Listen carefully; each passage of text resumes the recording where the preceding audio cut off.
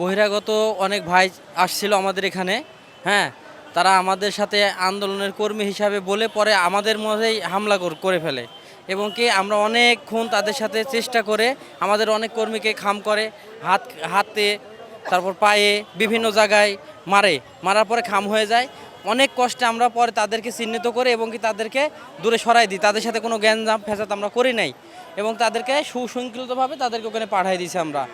এবং দুই পাশে মঞ্চের এখন ওই অবস্থান নিয়েছিল, তারা পরবর্তীতে রাত্রে সরে গেছে, কোনো পুলিশ প্রশাসন আমাদের সাহায্য করে নাই।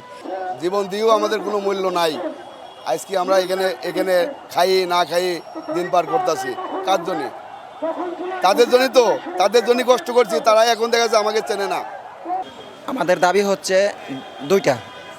আমরা ঘোষণাপত্র এবং জুলাই সনদ এইটা সংবিধানে স্থায়ীকরণের এই দাবির জন্যই আমরা এখানে রাজপথে এসেছি। আমাদের যিনি ইন্টারিম সরকার ডক্টর ইউনূস, তিনি গত 1 বছরে 3বার আমাদের সাথে ওয়াদা দিয়েছে।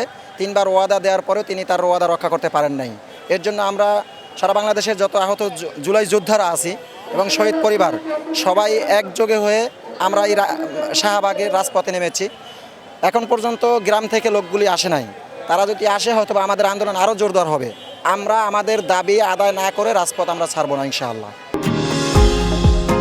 নিউ ইয়র্ক থেকে সম্প্রচারিত TVN 24 টেলিভিশন বিশ্বজুড়ে বাঙালির কণ্ঠস্বর।